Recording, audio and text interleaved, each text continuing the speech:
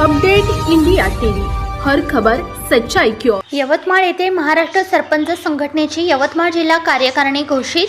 विदर्भ सरचिटणीसपदी सुधीर जावदे तर जिल्हा अध्यक्षपदी तुकाराम माथनकर यांची निवड। यवतमाळ येथे महाराष्ट्र सरपंच संघटनेची जिल्हा बैठक जिल्हा शासकीय विश्रामगृह येथे प्राध्यापक राजेंद्र कराळे प्रदेश अध्यक्षतेखाली व ॲडव्होकेट देवा पाचभाई यांच्या प्रमुख उपस्थितीत पार पडली।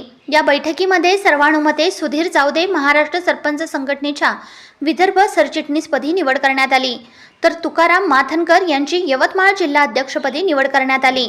जिल्हा महिला अध्यक्षपदी सविता जाधव, जिल्हा उपाध्यक्षपदी जयवंत गहाणे, जिल्हा सचिवपदी योगेश राजूरकर, जिल्हा संपर्क प्रमुख उमेश चव्हाण, जिल्हा संघटकपदी राजू इदे, जिल्हा समन्वयकपदी निलेश पिंपळकर, जिल्हा कोषाध्यक्षपदी गीताताई पावडे, यवतमाळ तालुका अध्यक्षपदी उमेश राठोड, सचिव प्रमोद भाऊ नाटकर, तालुका संपर्क प्रमुख पुरुषोत्तम राठोड, उपाध्यक्ष पुरुषोत्तम टिचुकले, तालुका संघटक नीरज जाधव, अरणी तालुका अध्यक्षपदी रमेश चव्हाण, उपाध्यक्ष प्रतिभा वारंगे, सचिव दुर्गा उईके, समन्वयक निलिमा मुळे, संघटक दिनेश चव्हाण यांची निवड करण्यात आली।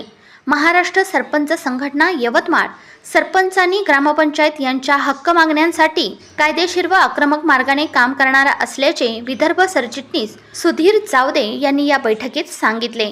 यवतमाळ जिल्हा प्रतिनिधी विनोद माहुरे।